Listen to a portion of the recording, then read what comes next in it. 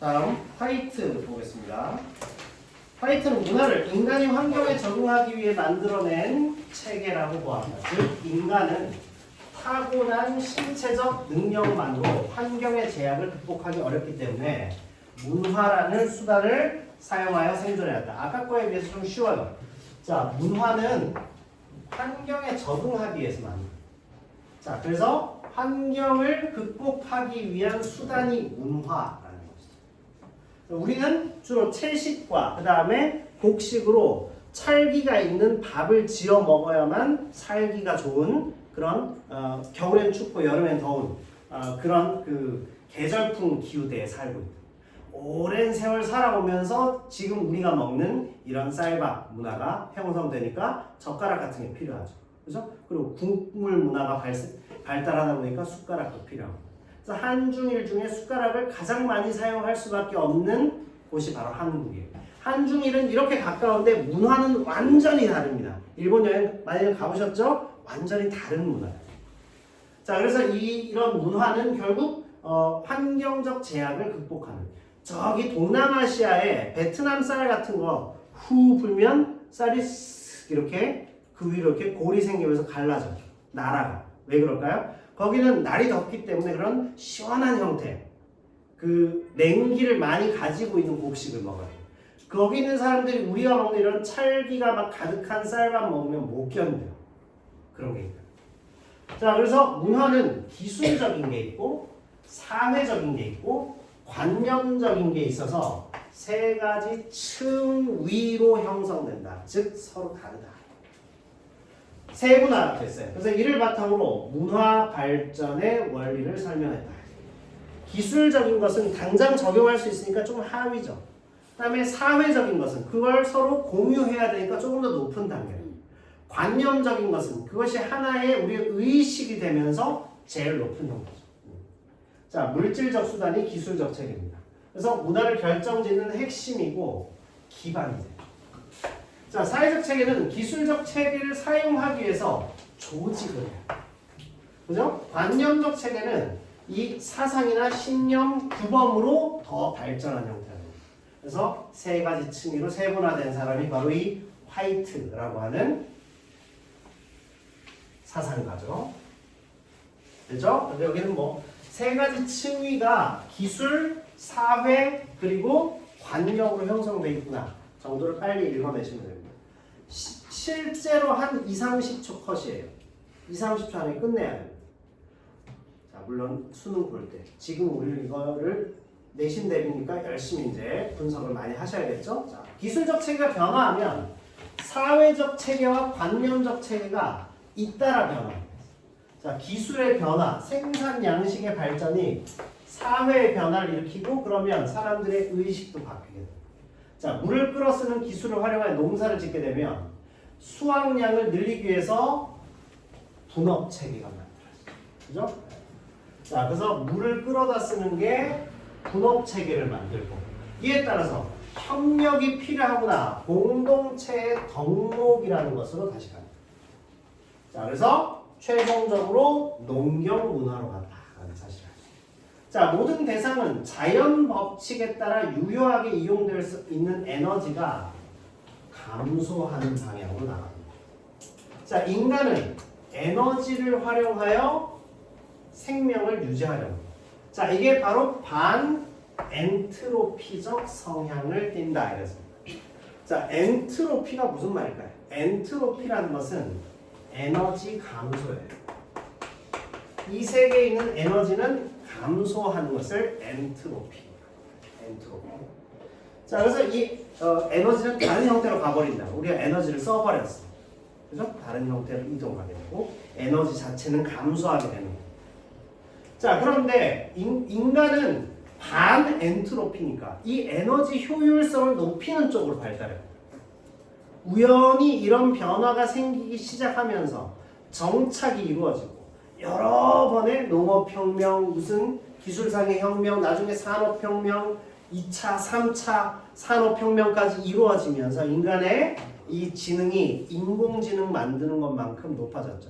그래서 인간은 스스로를 멸종시킬 만큼 똑똑해져 버립니다. 매우 위험해지고. 심지어 어마어마한 그 미사일 같은 거 쏴가지고 한 동네를 쑥대밭으로 만들 만큼 굉장히 그 능력이 강해졌죠. 자, 그래서 인간은 에너지를 획득하고 이용하는 수단을 개발하면서 문화를 발전시키는 핵심이 뭐죠? 이 에너지예요. 어느 시대나 에너지가 필요해요. 농경사회에서 제일 중요한 에너지는 당연히 햇빛, 태양 에너지하고 그 다음에 물이었어요. 그럴 수밖에 없죠. 그 물을 대야 우리는 벼농사를 짓거나 할 수 있어요.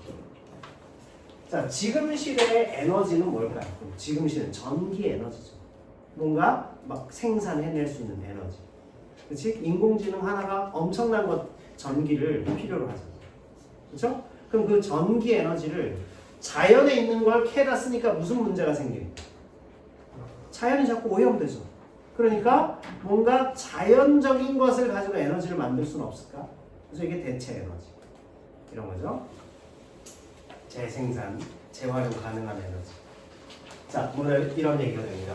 그래서 인간의 반엔트로피적인 성향이 뭔지를 이해해야 되는 질문이었어요. 자, 화이트는 문화 발전의 보편적 원리를 E 곱하기 T 이퀄 C라는 공식으로 나타냈습니다. 자, E라는 것은 무엇이냐 하면 1인당 연간 동력화한 에너지. 자, T는 바로 기술적 체계 효율성. 자, C는 문화가 발전하는 정도. 그러니까 개개인별로 개개인이 쓸 수 있는 에너지의 양을 효율성의 크기만큼 곱했더니 문화가 발전하는 정도로 나간다. 자, 따라서 화이트는 문화를 어떻게 읽고 있나요? 문화의 핵심은 뭐라고 봤어요? 화이트가 생각한 문화의 핵심. 기술을 발전시키기. 그죠? 기술에 따라서 문화가 발전돼요. 왜냐? 아까 얘기했죠. 에너지 곱하기 기술의 효율성. 이 문화 발전이었어요. 문화를 기술 체계의 발달 정도로 본다. 거기에서 사회의 발달 그리고 관념의 발달이 나타납니다. 아시겠죠? 자, 따라서 기술적 체계를 나왔잖아요. 그죠? 기술적 체계를 고도화하면 E와 T를 높이게 된다. 이렇게 됐습니다. 그래서 문화가 인간의 자연으로부터는 에너지의 양과 에너지를 효율적으로 에너지의 양과 효율적으로 동력화할 수 있는 정도에 따라 발전한다라는 겁니다. 아시겠습니까? 화이트가 본 문화는 바로 이게 핵심이에요. 기술을 잘 활용하려면 뭐가 필요하죠? 에너지와 그 에너지를 사용하는 효율성의 정도가 결국 문화를 결정한다. 이렇게 봤다. 문화가 그걸 결정하는 게 아니라 그것에 의해서 문화가 계속 발전한다. 이렇게 봤다는 것이죠. 이해하셨죠? 그래서 청동기 이후에 철기가 도입되었을 때 문화가 비약적인 성장이 났어요. 지금 우리는 무슨 시대를 살고 있죠? 철기 시대를 살고 있어요. 모든 거의 바탕이 철이에요. 아직 우리는 철기 시대를 벗어나지 못했어요. 철기 시대 다음 거가 아직 오지 않았습니다. 그 철기 시대의 거의 끝부분에 오니까 지금 이런 세계가 만들어진 거죠.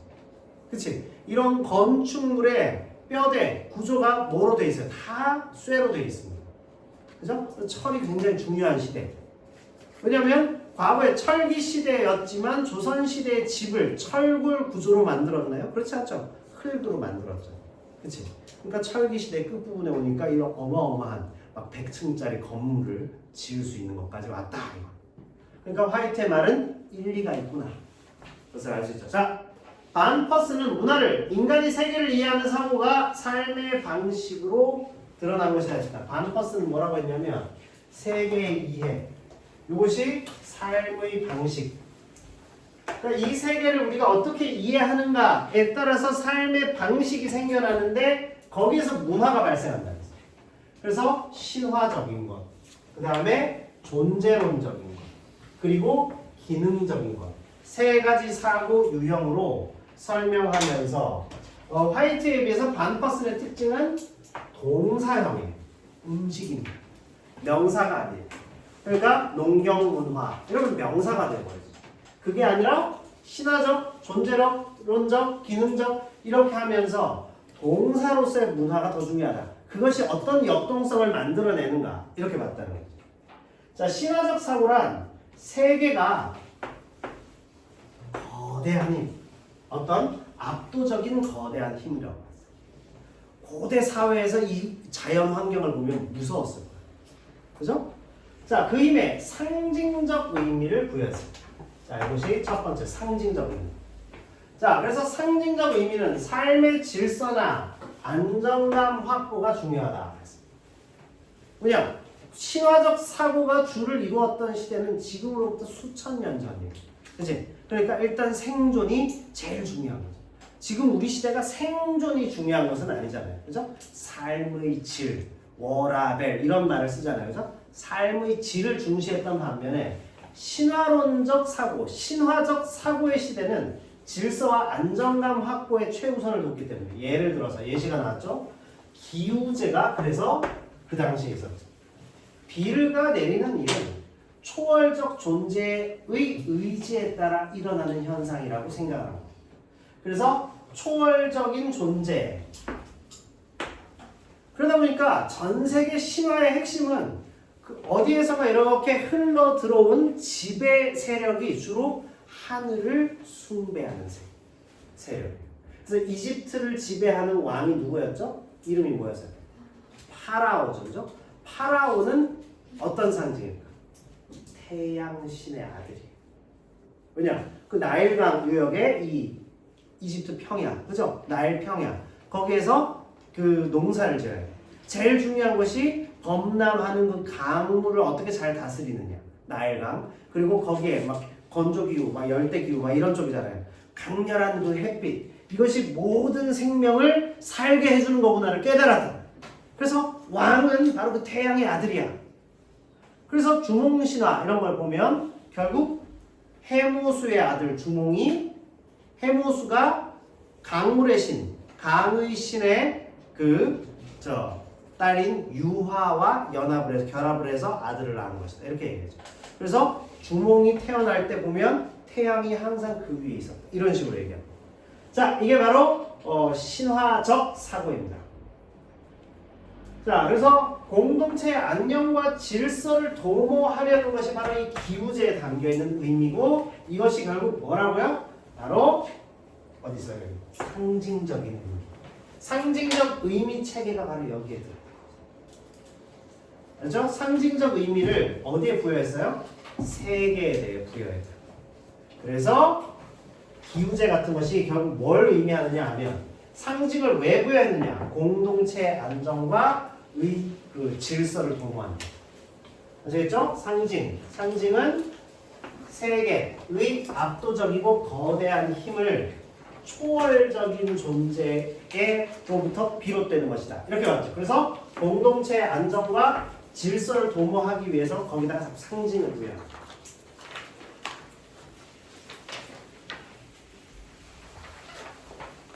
지금 시대에 왜 종교가 점점 설 자리를 잃어버리느냐?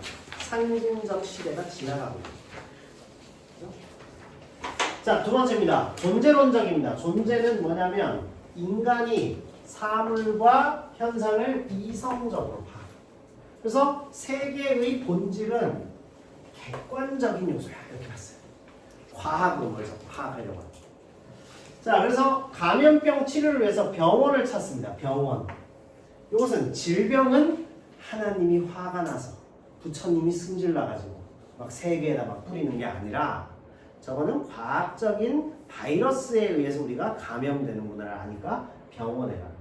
자, 병원균이 중요하다. 그래서 과학적인 원인 규명이 필요하다는 것을 알게 됐죠. 자, 이성적인 사고를 하는 인간이 과학적인 원인 규명을 통해 삶의 문제를 해결할 수 있다. 그래서 상징 체계에서 과학의 시대로 바뀌겠다. 아시겠죠? 신화의 시대에서 과학의 시대로 바뀌었다. 이게 바로 존재론적 사고입니다. 기능론적인 게 아니에요. 자, 기능적 사고는 관계 속에서 수행되는 기능이 중요하다. 관료제 문화입니다. 관료제는 핵심이 뭐죠? 위계화를 시켜야 돼요. 왜냐하면 보고체계. 그게 중요하다. 그래서 위에서 도장을 찍어야 돼요. 그러니까 이런 학원을 하나 차리려면 그 교육청이나 이런 그 구청에 가가지고 몇 차례에 걸쳐서 막 도장을 받아야 돼. 근데 난 그걸 왜 내가 하러 다녀야 되는지는 잘 이해를 못하겠어요. 그럼 공무원들하고 가끔 이렇게 싸우기도 하는데 아니 그럼 공무원들이 자기들이 업무 협조를 해갖고 나한테 제공을 해줘야 되는데 선생님이 돌아다니면서 도장을 받고 다녀야 돼요. 그래서 문제 제기를 했죠. 이건 근데 그 기관들끼리 업무 협조를 하는 건데 왜 제가 돌아다니면서 이 업무 협조를 받아야 하죠? 전 약간 이해를 할 수 없어요. 라고 얘기했더니 그때 그 공무원 선생님들의 표정이 압권이었어요. 다들 갑자기 전부 멍해지는 그런 표정. 난 그렇게 생각하는데 하여튼 그렇습니다. 위계화하여 업무 처리의 효율성을 높인다. 자, 기능적 사고는 뭐죠? 한마디로 효율성을 높인다. 자, 각각 구성원이 수행하는 역할을 체계화하여 원활한 역할을 체계화시키는 겁니다. 기능을 높이면 효율성이 높아집니다. 효율성을 높이려면 체계화된 역할 분담이 필요해요. 이겁니다. 그러니까 과거에는 이 자연을 극복하기 힘드니까 자연에다 상징을 부여해서 안정을 추구했다면 그 다음 존재론적 사고는 이제 과학의 시대. 과학이 발달해서 과학적으로 원인을 규명하여 삶의 문제를 해결하는 시대가 오랫동안 지속돼서 지금 이 정도 단계에 왔죠. 그리고 나서 최근 한 200년 사이에는 바로 이 효율성을 높이기 위한 체계적인 역할 분담, 이런 시대가 바로 기능적 시대가 됐습니다. 자, 반퍼스는 뭐라고 했냐? 이러한 세 가지 사고 유형은 인간의 의식 속에서 중첩이 되어 있다 했습니다. 자, 중첩이라는 것은 서로 막 섞여 있다는 얘기죠. 그죠? 그래서 상호 작용을 하고 있어요. 자, 서로 영향을 주고받기 때문에 삶의 방식이 형성돼요. 그래서 완결된 체계가 아니에요. 뭘까요? 끊임없이 수정되고 재구성됩니다. 자, 그래서 동사형으로 정의했다는 게 바로 이 얘기예요. 명사로. 자, 다시 말해서 신화적 사고, 그 다음에 존재론적 사고, 그리고 기능적 사고. 각각 딱 죽어 있는 게 아니라 계속 서로 영향을 주고받으면서 신화적인 사고가 사라졌다 해서 정말 사라진 게 아니죠. 우리가 그런 생각 하잖아. 미신을 믿잖아요. 그죠? 우리가 뭐 미역국 먹으면 머리 떨어진다든지, 그지? 뭔가 별로 안 좋다든지 이런 미신을 막 믿는다. 그런 사고 아직도 하고 있어요. 그런데 또 한편으로는 매우 과학적인 얘기를 하죠. 그죠? 그리고 이 과학적인 이성적이고 과학적인 체계를 서로 조직화시켜서 만들어내야 된다. 이런 기능적 사고도 하죠. 서로 영향을 주고받는 이런 얘기가 됩니다. 반퍼슨과 화이트의 이야기였습니다. 자, 잠깐 쉬었다가 그 다음 가보겠습니다.